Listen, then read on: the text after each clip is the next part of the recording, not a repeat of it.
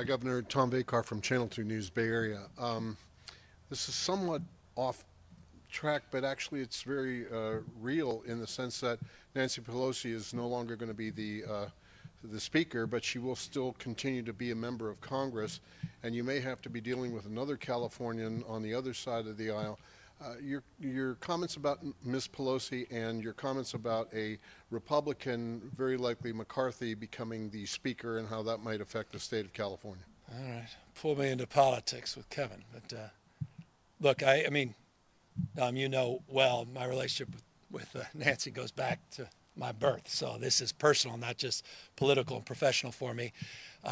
You know, you've also heard me say when I'm, celebrating excellence, I love to quote, Jerry Garcia said, you don't want to be the best of the best. You want to be the only one that does what you do. That describes Nancy Pelosi. She's redefined that position. No one has been more effective. No one has been more consequential in modern American history in that position. And I don't think that's overstated. That's not just a Californian or a fifth-generation San Franciscan saying that. I think across the aisle, some of her most fierce critics are also some of her most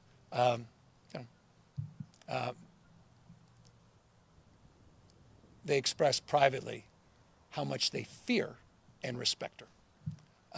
And I think you can calibrate someone's opposition publicly to someone by the real respect that person has to that individual. And Nancy Pelosi's in a class of her own. Now, your question's a thoughtful and sober one. We have prepared for this. All our positions, we have sell-by dates. She doesn't. There's no term limits. The rest of us, we do. We come and go. We're given a moment in time. She's extended her tenure in remarkable and historic ways, but we didn't anticipate it in perpetuity. And so we've been talking about strategies to future-proof under new circumstances and how we develop a relationship where we don't take for granted that someone is there always having our back. And I've made this point to my staff ad nauseum and to the public. Don't take people like Nancy Pelosi for granted. I talked about saves with these guys. I joke about it all the time. I said, in politics, unlike baseball, you don't get credit for saves.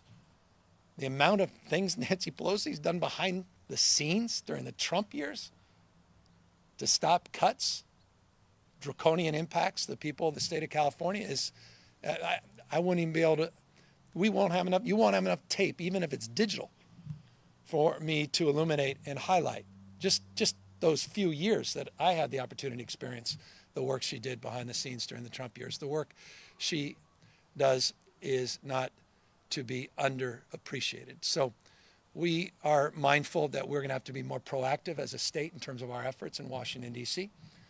Now that she's stepped aside from her leadership position. We're mindful as well that that power dynamic seems to be pushing itself back further east, and that there is part of the United States west of the Mississippi that's often forgotten in terms of the national discourse. And so we're going to have to step up our game accordingly. Dianne Feinstein was there helping us get these C-130s just a few months ago. Don't ever count her out. I don't care what the pundits are saying. I'm just telling you what I know.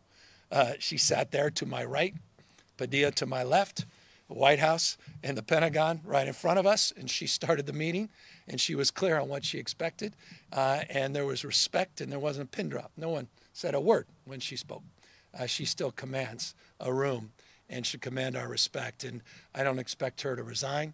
I expect her to continue to serve as well. So for the next 2 years at least, both those leaders will be with us, and we will take not a day for granted in thanking them for their contribution, their sacrifice to the state and our nation.